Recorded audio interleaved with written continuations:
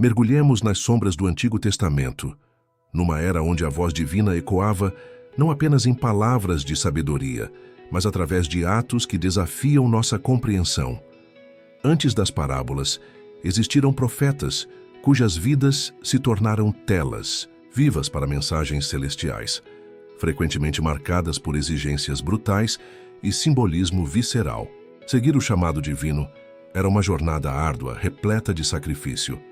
Prepare-se para redescobrir esses mensageiros, explorando os episódios mais desconcertantes da comunicação divina. Começaremos com Ezequiel, um profeta cuja obediência o levou a uma provação física inimaginável no exílio babilônico, por volta do século VI a.C.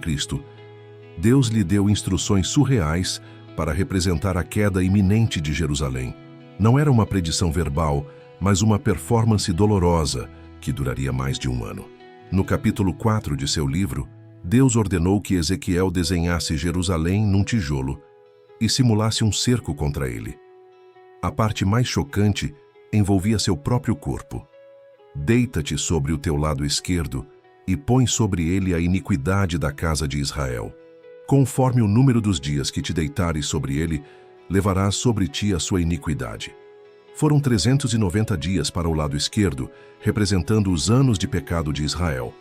Depois, mais 40 dias sobre o lado direito, pelos pecados de Judá. 1 dia por ano de pecado. Para garantir sua imobilidade, Deus simbolicamente o amarrou. Eis que porei sobre ti cordas. Assim não te voltarás de um lado para o outro, até que cumpras os dias do teu cerco. A imobilidade prolongada e o desconforto são extremos. Carregar simbolicamente os pecados de uma nação de forma tão literal é avassalador. Cada dia, imóvel, era um testemunho silencioso da infidelidade do povo e do peso de suas transgressões. Um lembrete da paciência divina se esgotando e da inevitabilidade do juízo.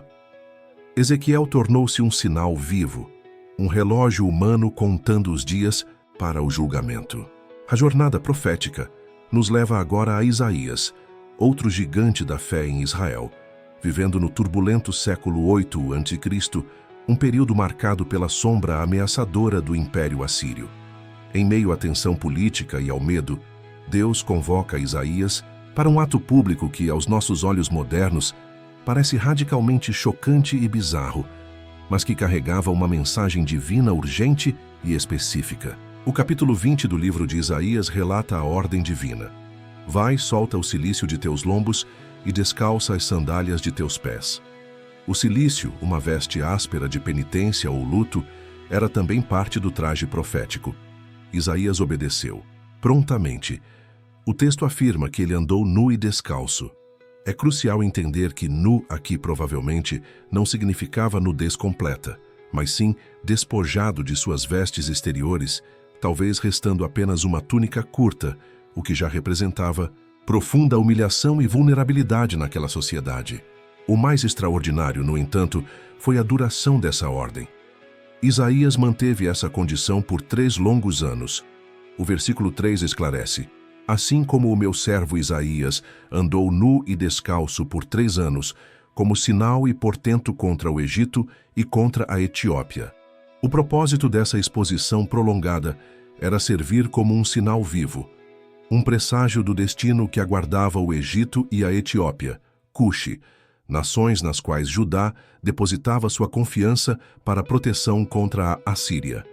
A profecia era clara.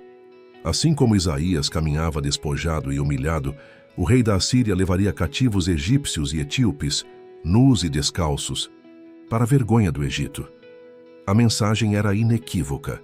A confiança em poderes terrenos era vã. Eles também seriam subjugados. Este ato profético ressoa por sua estranheza e poder. A exposição pública de Isaías por tanto tempo deve ter sido excruciante, sujeitando-o ao escárnio e às intempéries. Era uma comunicação crua e visual da vergonha e impotência que aguardavam os aliados de Judá, um método muito mais impactante que meras palavras, desenhado para abalar a complacência do povo e forçá-los a encarar a fragilidade de suas falsas seguranças. Adentramos agora na vida de Oséias, um profeta cuja missão no reino do norte de Israel, durante o século 8 a.C., coincidiu com um período de profunda decadência moral e espiritual. A idolatria e a injustiça permeavam a sociedade e, para ilustrar de forma visceral e dolorosamente pessoal a relação quebrada entre Deus e seu povo, o Criador impôs a Oséias uma ordem que desafiava todas as convenções sociais e morais da época. No capítulo 1 de seu livro, a palavra do Senhor vem a Oséias de maneira chocante. Vai, toma uma mulher de prostituições e filhos de prostituição, porque a terra se prostituiu, desviando-se do Senhor.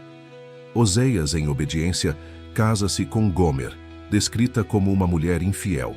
Desta união nascem filhos cujos nomes, ordenados por Deus, são carregados de juízo profético. Jezreel, evocando um massacre e significando Deus semeia. Lo-Ruama, desfavorecida ou não amada. E Lo-Ami, não meu povo. Esses nomes eram sentenças vivas, simbolizando a rejeição divina à infidelidade de Israel e a fratura da aliança. Como era de se esperar, Gomer não permanece fiel. O capítulo 3 narra sua partida atrás de outros amantes, caindo possivelmente em escravidão ou desespero. Então Deus dá a Oséias uma segunda ordem, ainda mais desconcertante e comovente. Vai outra vez, ama uma mulher, amada por seu amigo, e adúltera, como o Senhor ama os filhos de Israel, embora eles se desviem para outros deuses. Oséias é instruído a redimir Gomer, comprá-la de volta, trazê-la para casa e, após um período de separação, restaurar a relação. Este ato profético é de uma estranheza e dor pessoal lancinantes. O casamento e a família de Oséias tornam-se uma parábola viva da relação Deus-Israel. A infidelidade de Gomer espelha a idolatria de Israel. A dor de Oséias reflete a dor divina. Mas, crucialmente, o amor perseverante e redentor de Oséias por Gomer, apesar de tudo, simboliza o amor incansável de Deus por seu povo, seu desejo de restauração, mesmo diante do pecado contínuo. A vida de Oséias tornou-se a própria mensagem, um testemunho da justiça e da insondável misericórdia divina. Continuamos nossa exploração com outra visão marcante de Ezequiel, uma que se tornou um símbolo poderoso de esperança e restauração divina. Transportado pelo Espírito de Deus, Ezequiel se encontra no meio de um vale desolador. Não um vale comum, mas um coberto por uma vasta quantidade de ossos humanos completamente secos, testemunhas silenciosas de uma morte antiga e esquecida. O capítulo 37 de Ezequiel descreve vividamente essa cena macabra. Diante desse cenário de desolação total, Deus faz uma pergunta penetrante ao profeta. Filho do homem, poderão viver estes ossos? Uma questão que desafia a lógica humana. Ezequiel, com sabedoria e humildade, responde: Senhor Deus, tu o sabes. Então vem a ordem divina tão surpreendente quanto a visão. Profetiza sobre estes ossos e dize-lhes: ossos secos, ouvi a palavra do Senhor. Ezequiel deveria anunciar que Deus lhes infundiria espírito, colocaria tendões, carne e pele sobre eles, e eles voltariam à vida. Enquanto Ezequiel obedecia e profetizava, o impossível aconteceu. Um ruído, um tremor, e os ossos começaram a se juntar, cada osso ao seu osso correspondente.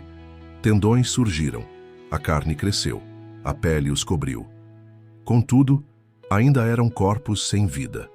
A ordem seguinte foi para profetizar ao Espírito, ao sopro de vida, para que entrasse neles.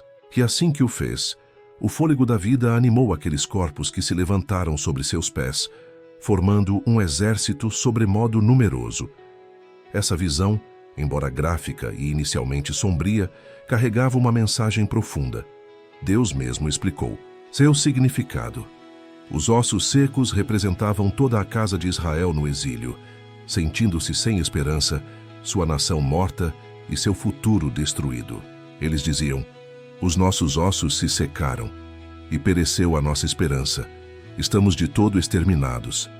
A visão era, portanto, uma promessa vibrante de que Deus tinha o poder de trazer vida ao que parecia irremediavelmente perdido, restaurando não apenas indivíduos, mas toda a nação, tanto física quanto espiritualmente, de volta à sua terra. Nossa jornada pelas visões proféticas nos leva agora ao período pós-exílio, com o profeta Zacarias. Enquanto os judeus retornavam a Jerusalém para reconstruir o templo, Zacarias recebeu uma série de visões noturnas enigmáticas, e uma das mais peculiares está registrada no capítulo 5 de seu livro. Imagine a cena. Zacarias ergue os olhos e vê um objeto voador não identificado. Quase. Ele vê o que parece ser uma grande cesta de medir grãos, um éfa, pairando diante dele. Esta cesta tem uma pesada tampa de chumbo. Quando a tampa é erguida, revela-se uma mulher sentada lá dentro. Um anjo, o guia celestial de Zacarias nessas visões, explica sem rodeios: esta é a maldade. A mulher personifica o pecado, a iniquidade do povo que precisava ser expurgada para que a restauração da nação fosse completa. O anjo, então, empurra a maldade de volta para dentro da cesta e sela-a firmemente com a tampa de chumbo, aprisionando o pecado. Mas a visão se torna ainda mais surreal. Surgem duas figuras femininas com asas, não asas angelicais comuns, mas asas como as de cegonha, impulsionadas pelo vento. Elas agarram a cesta contendo a maldade aprisionada e a levantam, voando entre o céu e a terra. Perplexo, Zacarias pergunta ao anjo para onde a levam. A resposta é que a transportam para a terra de Sinar, Babilônia, o lugar que para os judeus simbolizava o cativeiro, a opressão e a corrupção pagã. Lá, construiriam uma casa para a maldade, um lugar próprio para ela, longe da Terra Santa, que estava sendo purificada. Essa visão bizarra, com suas imagens de uma mulher como pecado, uma cesta selada e transportadoras aladas, era uma poderosa mensagem simbólica para a comunidade que retornava. Representava a purificação radical da terra de Israel, a remoção da idolatria e da injustiça.